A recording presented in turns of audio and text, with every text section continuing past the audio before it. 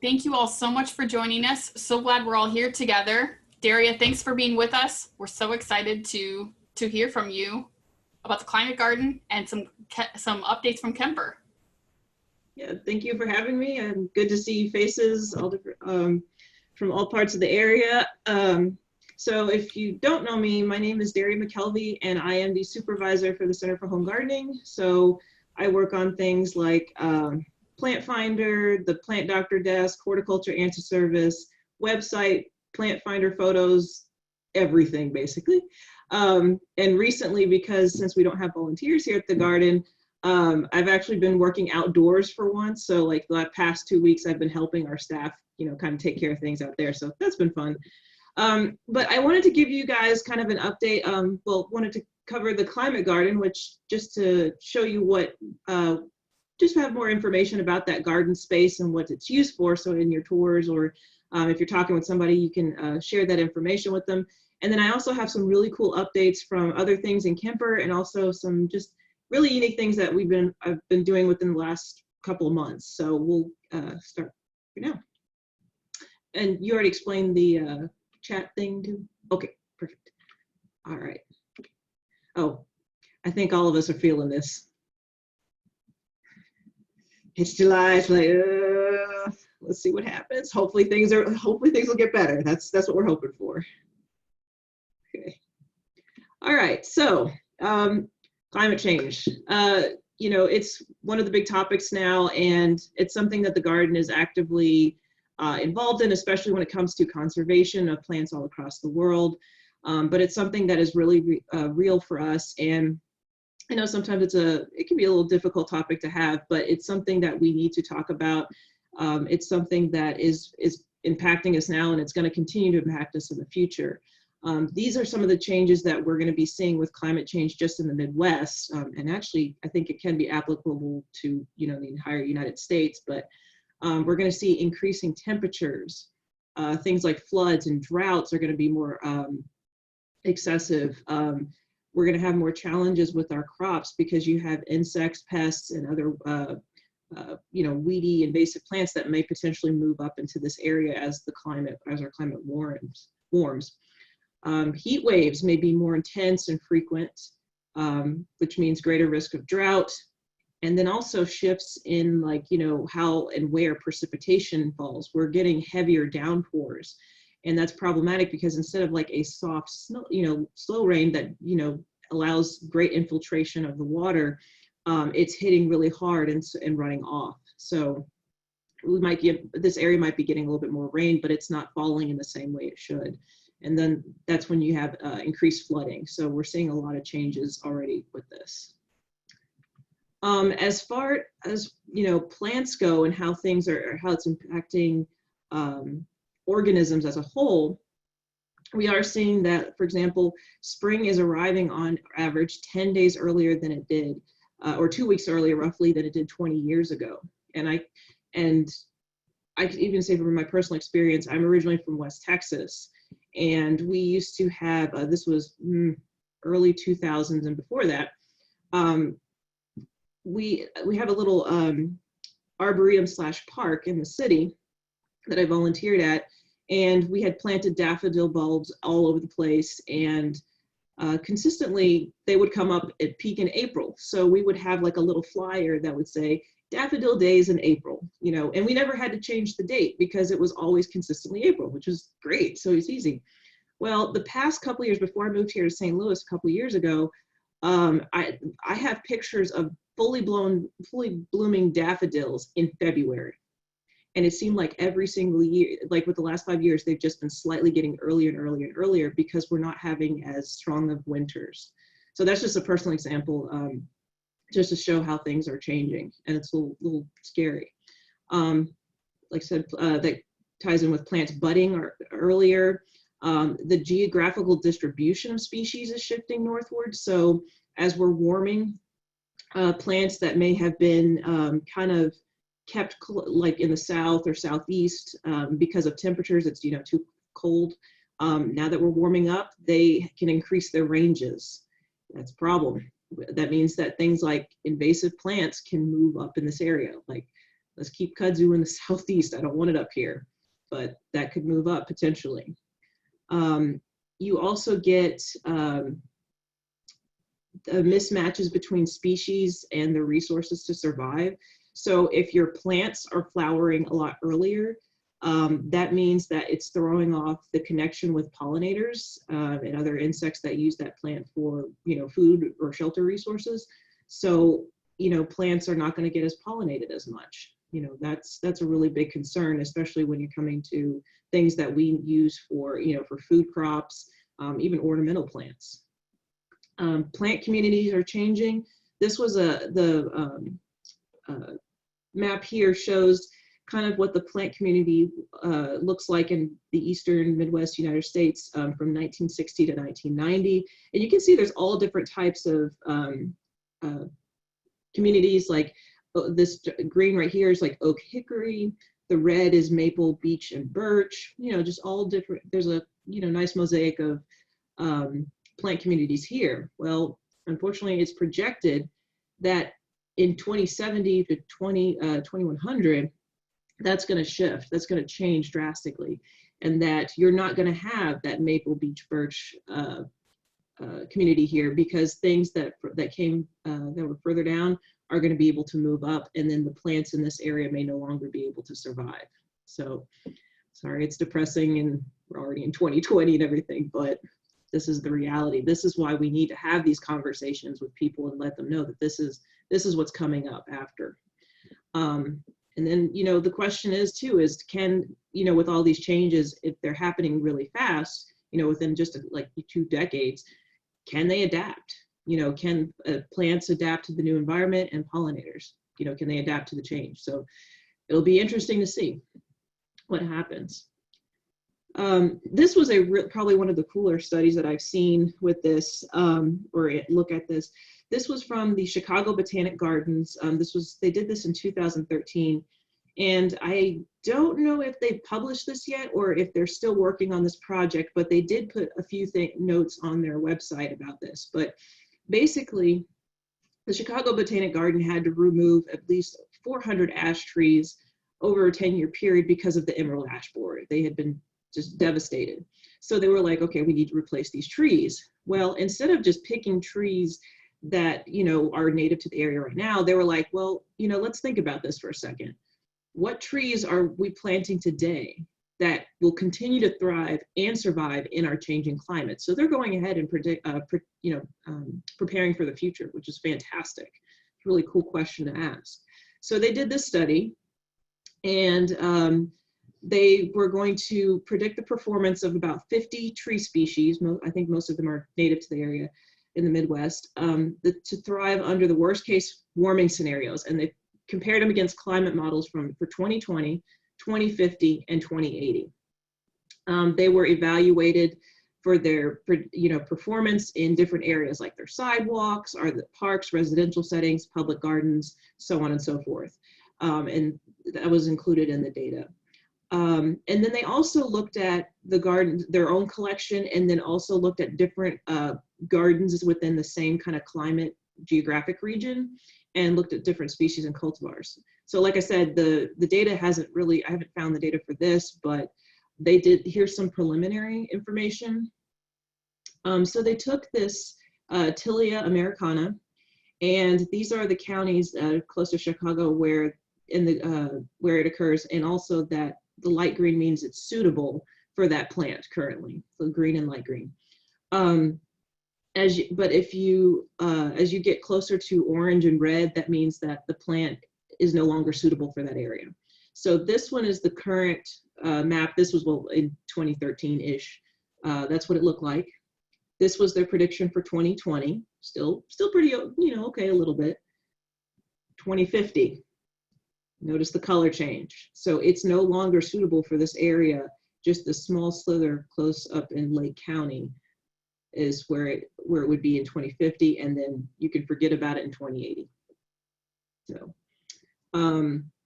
this is one of the lists that they were looking at, and you can actually look this up online. They do have the list of those species. So some of these, of course, grow right here in St. Louis. So we're going to be seeing some of hopefully maybe some of the same things that they might see. Again, no data, but this is what they are gleaning from the study. So in 2020, like right now, some trees, those currently at the northern edge of their hardiness zone, will do slightly better. So if there's a tree that is at zone 5, let's say, for example, and the Chicago region, their climate zone changes to a USDA zone 6, that tree's going to be okay. It's going to be a little bit warmer and it'll still be able to survive. What they found though for 2050 is that if it matches the climate models they were using, about 20% of the trees from that study will no longer find the Chicago climate suitable. Okay. By 2080, again, roughly 20% of those trees will be 20% left of that list that could still survive in the upper Midwest. The other 80% would not do well. So scary, very scary. But I hope that I think this is part of a bigger research project, so there's going to be a lot of really good information coming out of this. And I have to wonder if also, since they were looking at other gardens, probably they included Mobot in this too. So it'll be interesting to see what the data shows. Just to show you how the climate has changed, like just in terms of hardiness zone, this is more now into, stuff that we encounter as home gardeners. So this is the USDA hardiness zone map for 200, excuse me, the early 2000s. So here's St. Louis right here, and we were basically on the edge of a zone 5, probably 5B and 6, okay? So in 10 years, it moved slightly, okay? So now we're fully zone 6. Here is the projection for 2040, full zone 7. And yeah, so warming. And that if you pull that out even further, you can predict that that's just going to continue. I will say that it's not a good thing, but if we do end up zone 7, I don't have to learn any new plants, because in West Texas, where I'm from, we're already a zone 7. So, that'll be easy, but it'll still be bad because we'll be warmer and new species will be here. So that's what things are looking like. And hopefully we can, do something to kind of mitigate that. But this is where it gets into, so our climate garden here at the garden, and how it relates to, people with their home gardens, their plants, us who love plants and really enjoy this. The climate garden's purpose is like for us to kind of look at plants that normally wouldn't survive in the St. Louis area and try them out here in our climate garden and see, do they stay around?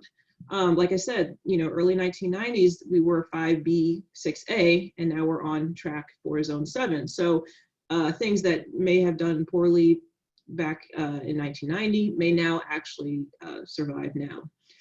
It's also another good way to look at whether or not, some plants, when you go to the store and you purchase plants, they have the tag that says, oh, hardy to zone 6 and, whatever. Sometimes, they probably don't test out every single hardiness zone. I mean, like, they don't ship plants up to Alaska to try them in a zone 1. But, it's interesting to see if, those numbers that they give on the tag are actually true. Can, some of those zone 5s or zone 7s actually do well here? So that's another thing we're going to try. So with the climate garden, what we're doing is we're testing the survivability of plants for USDA hardiness zones 7 to 10 in the Midwest. And basically we'll stick the plant in the garden and let it grow for 3 years. We're like, 3 years should give it enough time to experience all different kinds of weather. If the plant does survive to the 4th year, they're going to be transplanted to other parts of the garden, and they're going to just allowed to grow there to see if they can continue to thrive. That way we're testing different environments too. So now I will say we also nicknamed this garden the place where plants go to die, because there's going to be a lot that doesn't work, but we have some successes. So like I said, we've noticed a couple of plants that they say that there's for different zones that are not ours, but they can actually do well. So gold leaf plant, the Acuba japonica, It's zone 7 to 9, and we've had that in the woodland garden since 2010. There's even 2 straight species now. They're in front of the climatron. That is a bit of a microclimate, but they are looking fantastic right now. But they're zone 7. This Carolina jasmine right here. This is so if you know where the fragrance garden is in Kemper, right along the path where the ornamental shade garden is. This is growing on the arbor, and it's supposed to be zone 7 to 10. And it's exposed. We're not covering it up. It's not really protected. And this was actually, this is this year. This is what it looked like. So it's another plant that's doing really well. And in talking to a lot of my volunteers, and I think some of you probably can attest to this, I've heard a lot that crepe myrtles are hanging around a lot longer or a lot better than they were. I think before you had to site them in a specific, a safe location so that they could survive over the winter. And now you don't have to do that as much. The temperatures are warmer, so they're able to grow a little bit better. So in further zones that are south of here, like 7 and 8, crepe myrtles are actually trees. So hopefully we don't get to that. Hopefully they just stay into it. Yes. We have a question from the audience. Does the gold leaf plant survive the winter? Yes. We don't bring it in, as far as I know. How sheltered is it? Well, again, the woodland garden is probably a little bit sheltered. But everything in wintertime, it's exposed because everything, leaves fall off and everything. So it's able to survive that area. And I believe the one in front of the climatron is the same way. It's in the same place as it was last year. So I don't think we took it out. Like I said, now with the climatron, that does get a little bit more heat because of the glass and stuff. So it is a little bit warmer, but it's still sticking around. Great, thank you. Okay. All right. So this is the climate garden. This is actually maybe about an hour ago. I was able to take a picture. So the way that it's set up is that we have so there's garden beds all around, sort of in this U shape. And in the center, the first section is kind of like our tropical bed. So, tropical plants are there. We have our weather station, and then we kind of have, we just refer to it as the heat garden. We've kind of amended the soil to be a little bit more well draining, and it gets a little warmer there. So we're trying to test out plants to see if they can deal with heat pretty well. So, and then when you go through, and this is only in the climate garden, what you'll see is on the tags, you'll see your normal black sign, and then we have a tag to denote, what year it's on, basically. So this was the first year that we tried the firecracker flower, excuse me. And as they survive, we'll switch this out and say year 2 and year 3, and then, it gets moved. And then also we'll have the hardiness zone, at least the upper limit. So zone 7, 8, 9, 10, right there.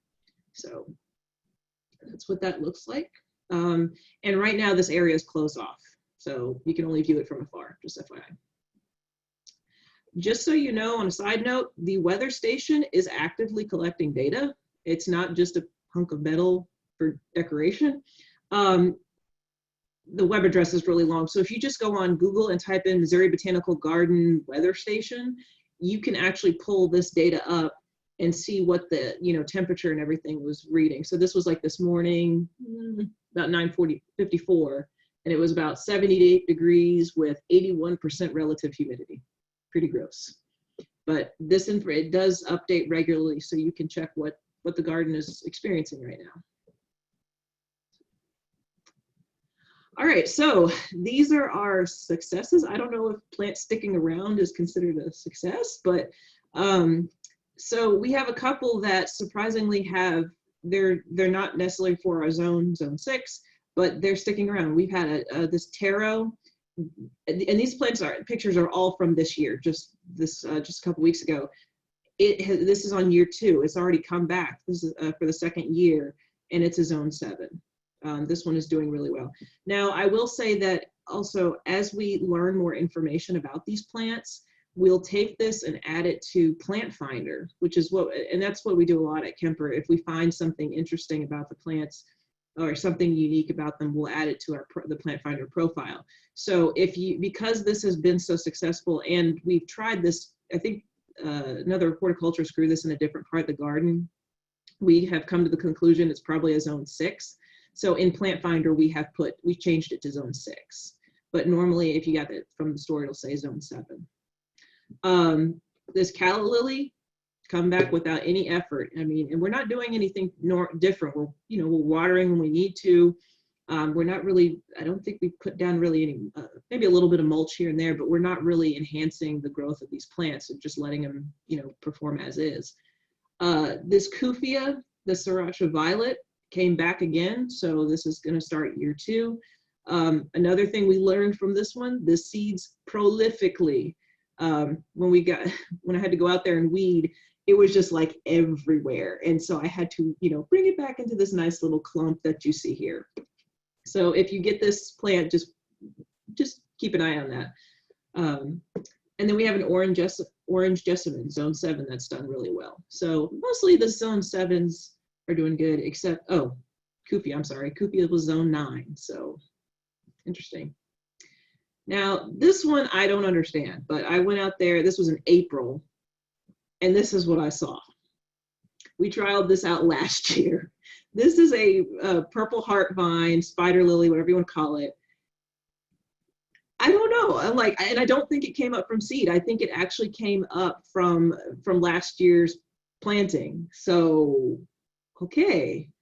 I don't know. I talked to another horticulturist, and they said that I think they were able to overwinter this in like pots or something. So I don't think this is an indication of climate change or issues, but it's just more like, wow, that's kind of crazy. So kind of fun on there.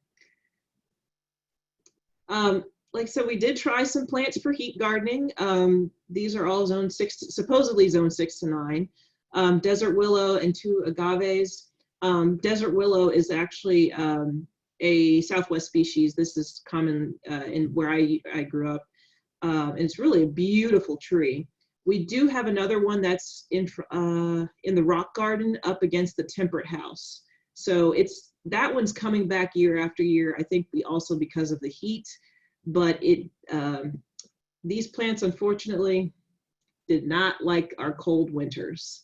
And I'm not surprised actually with the agaves. They usually, if it gets cold, the leaves just become like, they die. The water just kind of makes them mush, and it's gross. So like I said, this is the place where plants go to die. We know that, and not everything is going to be successful, but it was worth a shot. We know that these plants are probably better for zone 7. So it'll be interesting if we, a couple of years later, try these plants. Here are some of the ones that we've actually grown successfully in the climate garden and actually moved out into the garden. We don't have a lot, but there are a couple, and these were all taken today, so you can see what they look like. So, and when we're taking these plants out, we do try to site them in the garden spaces that would utilize them the most. So since these are mostly from China, we put them in the Chinese garden. So we have a Chinese water pine, holly, Chinese holly, jack tree, and winter sweet. And most of them are zone 7 to 7 and above. And this is what they look like. They are thriving. This one, the jack tree is taller than me, and I'm about 5'6". So that one was pretty massive. This Chinese holly, if you go into the Chinese garden and it's on the right side where there's this little path where there's like towards this little stone table, this little sitting area. Do you guys know what I'm talking about? Next time when the Chinese garden opens, next time go in there.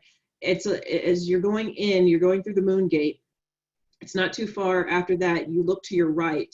There's some stone steps that lead to this little, it's like a rock about this big. It looks like a little table, and you can sit down and chill. But right behind that, that's where that Chinese holly is, and it's looking fantastic. So this whole thing here. The Chinese water pine looked a little sad. It's not as full as it probably could be, but there is new growth on it. So, and you can see the years that we planted them, 13, 14, 16, 17, and they're still hanging on. So, so here are some of the plants that we are planting out there this year. So we there's a whole lot of new ones out there. We're just going to see what happens.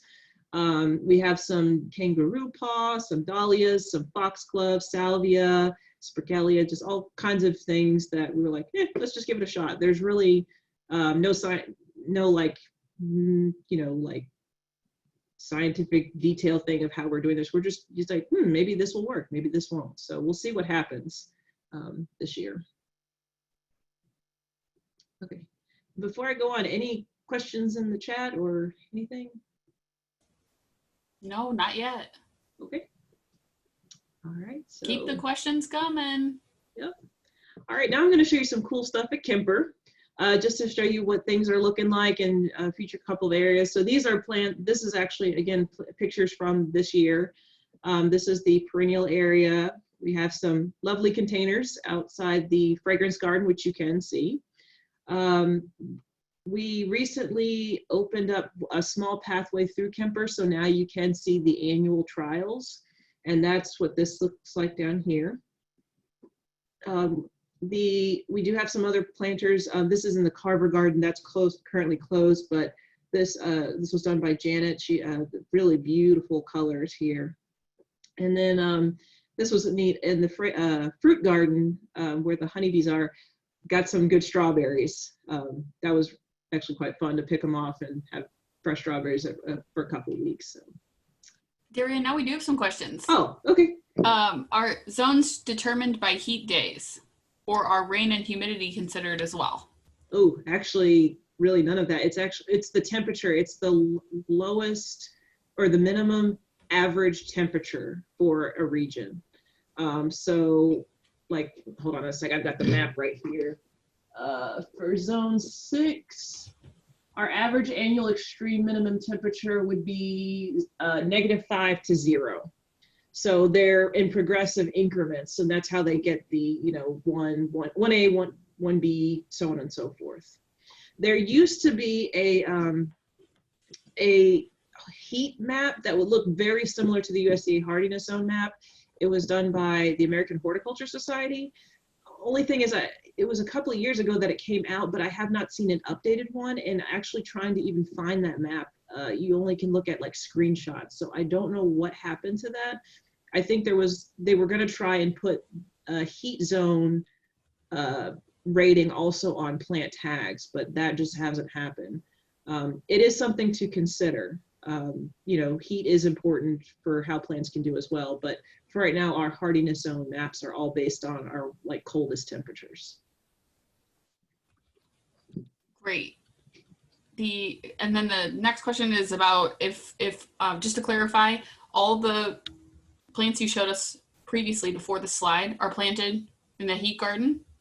Oh, I'm sorry. No, they're all planted around in different beds throughout the climate garden as a whole. They're actually, none of the ones I showed you are in the heat garden. Okay. There are some in heat garden, but not the ones I showed. Most of those, these are all more so on the outer beds.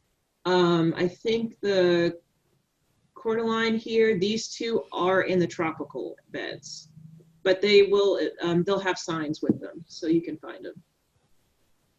Okay, thank you for clarifying. Mm-hmm. And then, is there a tree I should be planting for shade that won't die in a lack of it over the next 10 to 20 years? Tree for shade that won't die.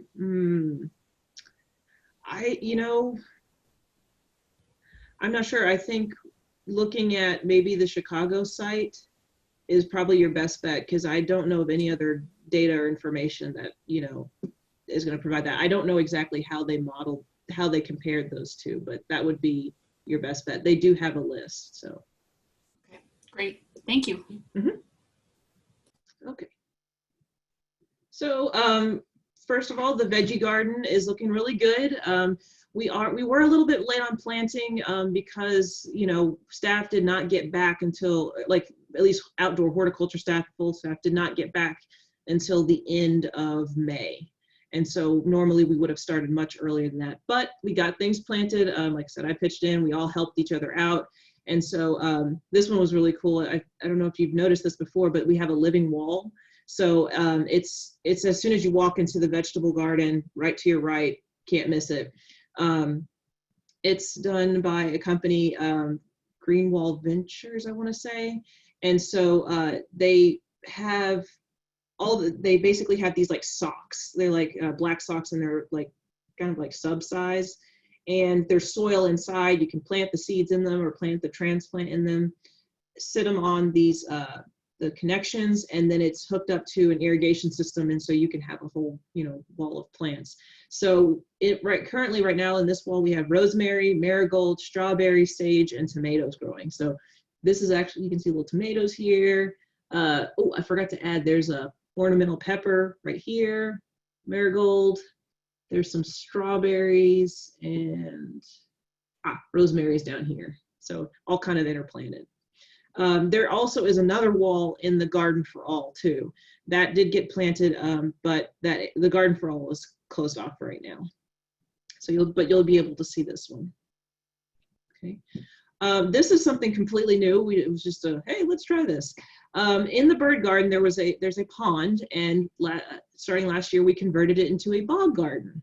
And this is the first year we planted stuff. So we have some Venus flytraps, some club moss, pitcher plants, all planted in there as well. So it'll be interesting to see how this survives. We're just trying it out and seeing what happens.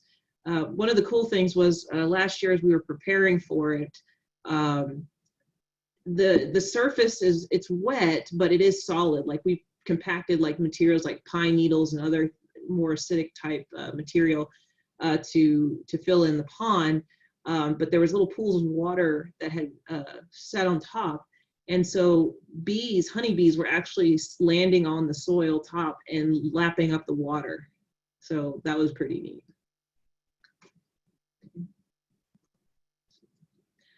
Purple martins. This is another part of Kemper. It's not me that's doing it. I just help out along with it.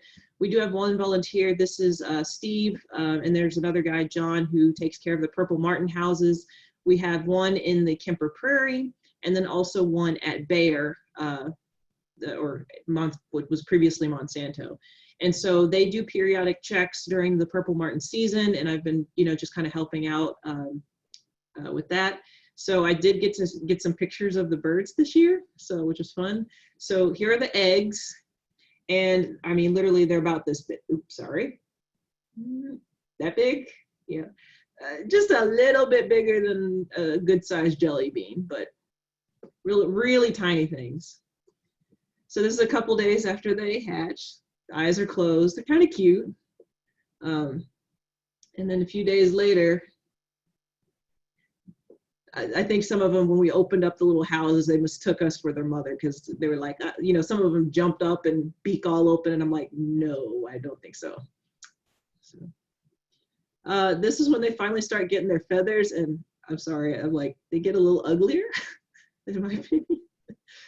But yeah, they do this for a long time. They're just piled up on top of each other, and we do count the eggs and also how many hatchlings we can see. And sometimes you really have to look closely, because it looks like 3, but there might be 2 like piled underneath. You can just see their body, but not their head.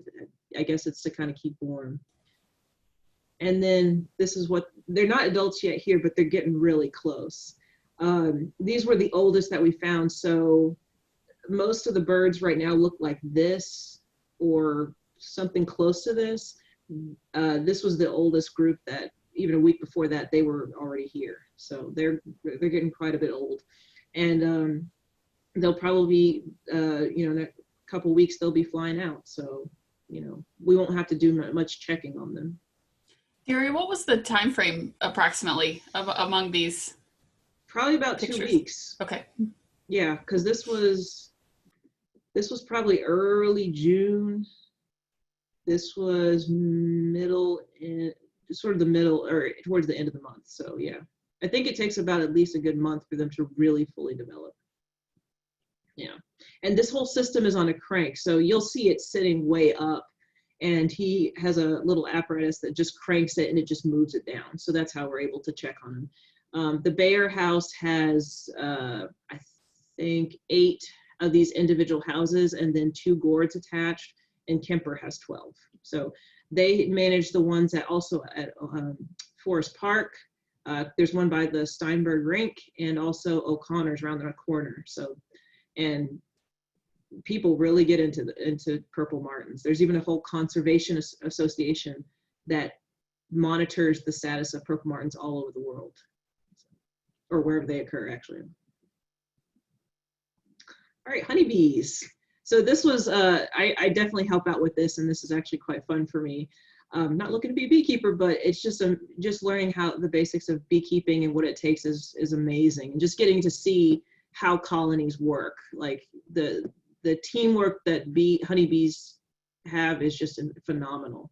So we have, the lady here is Jane. She runs Issa Bees. And so she helps us take care of the hives that are outside by the fruit garden. So throughout the spring, we've been just checking on them, make sure things are okay. And then within the last 2 weeks, we've finally been able to actually get some honey off of them. So the St. Louis Post-Dispatch caught this shot of us taking one of the houses off, or the boxes off, to collect the honey.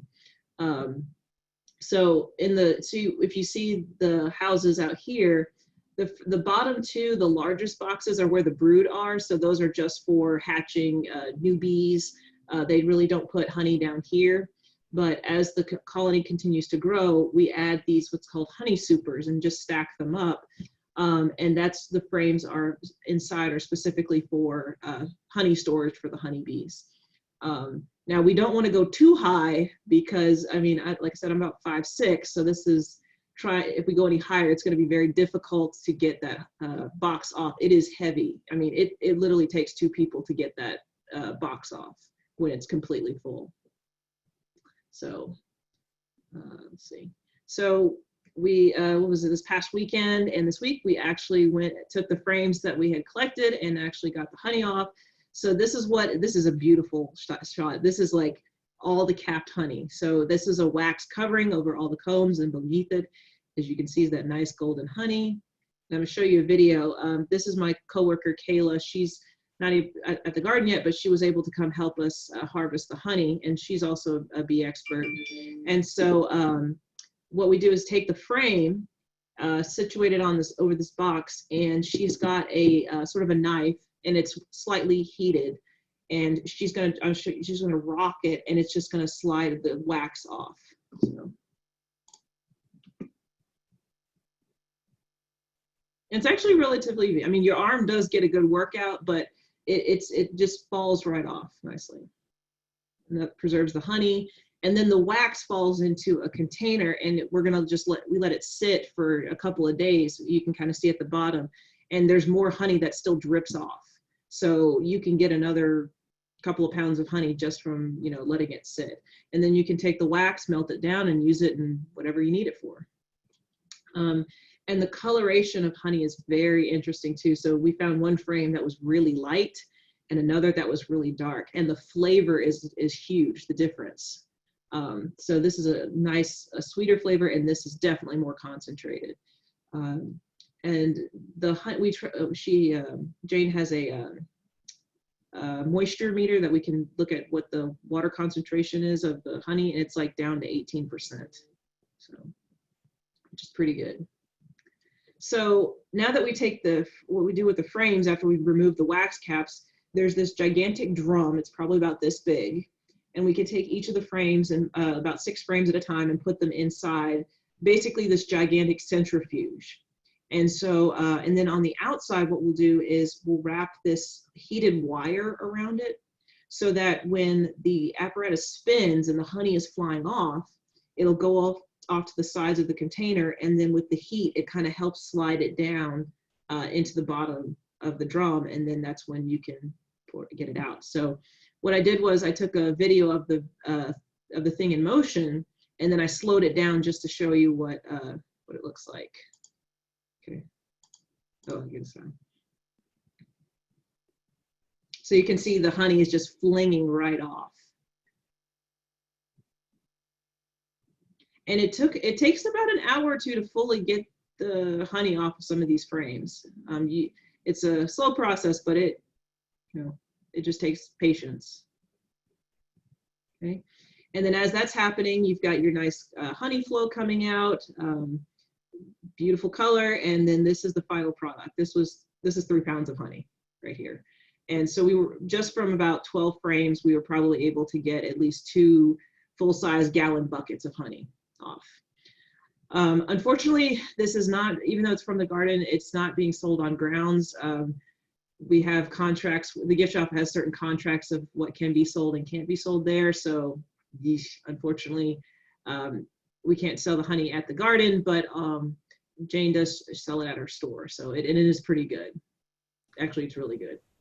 So, Daria, are you able to reuse the frames after collecting the honey, or do you have to get new ones? Actually, I'm glad you mentioned that. Yes, you can reuse the frames. Actually, as soon as the honey is left over, we'll put it back in a box, and we'll probably bring it up here next week and just replace it. The bees will take care of any extra stuff that's laying around, probably be able to reuse it, and they'll start filling it up again. Because the comb is already on there, it's already built on the frame, this saves them time for having to rebuild it, because it takes a week or so for new comb to be built. They can just use what's there and maybe repair a few things here and there. What impacts the color? I think it's the plants of where, like where they get it from. I'm not sure, the processing or how they process it is very complex with the chemistry and everything. But yeah, we're usually when you honey is, especially in the springtime, is generally lighter. It's a very lighter color and a lighter flavor, and then as the summer wears on, it gets darker. So you get a mix like we did. And then, where is Jane's store? Fenton. In Fenton. Okay. Yes. Yep. Isabees. ISABEES. Mm-hmm. Great. Thank you. Good questions. Mm-hmm.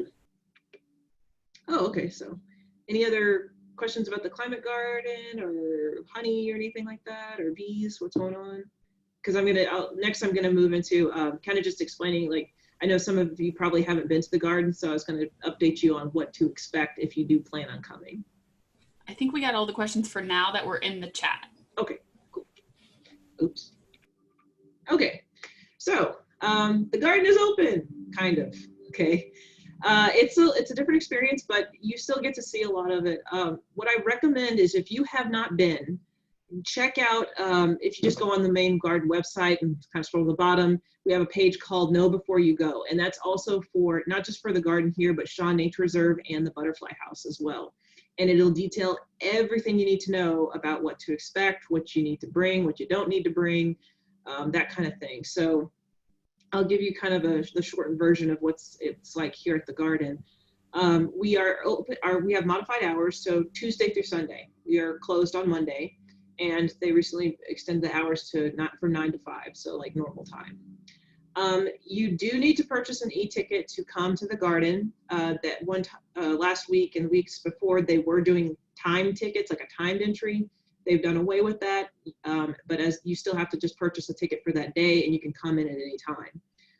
They do have a limited amount of walk-up tickets that you can get if you just walked up that day.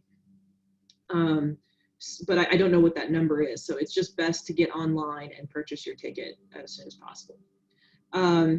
You do have to wear face coverings, masks, disposable, or if you have to wear fabric of some kind, you have to have it. That's a requirement. And as long as you're 9 years older, you have to wear it. If you're younger, you're okay. The paths are one way, so they've kind of carved out a one-way path so that you can see at least most of the garden. Some of the smaller areas are closed off because you cannot safely social distance in them. So unfortunately, the Temperate House, Climatron, Museum, Kemper Building and part of the gardens, Chinese Garden, and part of the Woodland Garden is closed off.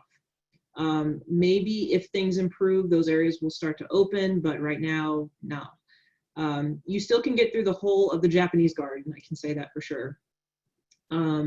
As far as Kemper goes, or Center for Home Gardening, basically it'll take you through the vegetable garden, kind of down where the annual trial plants are, and then out near the apple alley, which will put you right across from Boxwood. Boxwood Gardens closed off too. So that's kind of the way the place is set up. When you enter, you're going to enter through the main entrance, but what they've done is they'll snake you back kind of in the back area near the Beaumont room, or kind of where the classrooms were. And you'll kind of go towards our back area, and then you'll come into the garden through the service path by the tram shelter. We did this because we wanted to keep people separate from those who are coming or exiting from those who are going in, so they're not crossing paths. And the tram shelter is easy because it has a ramp, so if you have mobility issues, you can get up the ramp safely. And then you'll exit out the main entrance like normal. There is, let's see, Sassafras is open, but they're only like allowing to-go items. I think they might start allowing some seating inside the restaurant, but very limited. There is outdoor seating as well. I do recommend that you bring your own water bottle, metal or whatever, because to reduce touching surfaces, they've turned off all the water fountains except for the water bottle no-touch apparatus. So you can still get water in several of the buildings or places, but the fountains are not on. So it's getting hot, make sure you bring your water bottle. Let's see, they're only doing cashless payments, just only credit card for that. Those are the big things. I will say too that, in just in our experience with the public so far, the one thing that I just really want to ask you guys, and also if you're planning on coming with your friends, to please, please, please obey these rules. Staff are nervous about this. Like we're working in areas where we're spread out, which is great. And they're having us, we have to actually have our temperature checked and take a health survey before we're even allowed on grounds every single day. Staff are also required to wear a mask wherever they go. And so we're trying to protect ourselves and we're trying to protect you. And if you don't follow these rules, it's very scary for us. It makes it more hazardous. And God forbid something were to happen, we can close down again. These rules have been put in place so that we can allow people to enjoy the garden. And they were, the rules also were checked with the city too. So that's why they're in place, so that we can let people enjoy it, but also protect ourselves. So please make sure you're wearing a mask. Tell your friends to wear the mask. Don't take it off. I saw people out here today, they took it off and were swinging it around. Don't do that. Some people, we've had people skirting. We have barriers and ropes, and people are going around that, and that's putting us at risk. Or you at risk. So just keep that in mind. Another thing is with volunteering, I know a lot of you are dying to get back. Like Andrew and I said, we miss you guys. We really do. We want you back. I wish things were normal. This is not fun. Okay. I wish I could have my staff out here. But just to show you too that the garden is taking it step by step. Actually, most staff are not even on grounds. Only horticulture, who needs to take care of the outdoor beds, and also visitor services who are dealing with the public. They're the only, and facilities for cleaning and stuff, and maintenance. They're the only divisions that actually have people on ground. Education, as you can see, Andrew is at home. All of education, most of communication, even HR, our HR staff who are working on this with the rules and stuff, they're working from home.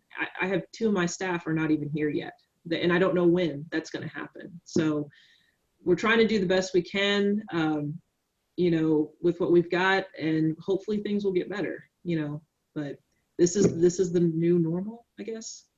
Hopefully not too long, but this is how the garden's going to continue to operate for right now. Daria, this is all such helpful information, and we really appreciate your perspective being on site. We do have 3 quick questions. Sure. Real quick. Mm-hmm. I got an email earlier this week asking about an update on the plant doctor desk, and if those hours are still the same, if that's still being monitored. Can you give us an update on the plant doctor situation? Yeah. So actually, Kemper Center, the building the full building is completely closed. I have not seen my volunteers since February because, well, obviously you cannot space out 6 feet in our building, and especially with the desk, people would be breathing down on us. It's too risky. So and like other buildings like museum, they've also closed that down. So basically it's me, Justine, and Chip are monitoring. We're still answering questions through Plant Info, our email address. So you can email your questions to us that way. And there's plethora of information online if you have gardening, just need gardening tips and things like that. I will say we are in our peak season. So because we don't have a whole lot of people working on it, like we're probably going to we're getting more questions. And so it's going to take it could take a few weeks for us to get to reply to them because we have a high volume. But if you still have questions, you can send it to us that way. Chip is answering questions. I think you can still call the garden number, court answer service line, but he's the only one answering them. So if you get a busy signal, it's probably because he's taking another call. So yeah, Barb mentioned that. Wait, sorry, something. I emailed the plant doctor a picture of my magnolia, which looks sick. Daria answered, which was much appreciated. Oh, great. Hey. We had a question earlier from Joe. Just clarifying, if the hives, the beehives by the fruit garden are the only ones on site. Yes. Well, with the exception of the demonstration hive that's inside our building, Kemper Center. And the outdoor hives are the only ones that we harvest honey off of. The indoor hive is too small. We have to monitor that one a little bit more closely because it's not the ideal size or location for a honeybee colony. So we just let them use whatever resources they generate, basically. One thing I will say is we did requeen that one earlier this year. And so if you're looking for her, she has a blue dot on her back.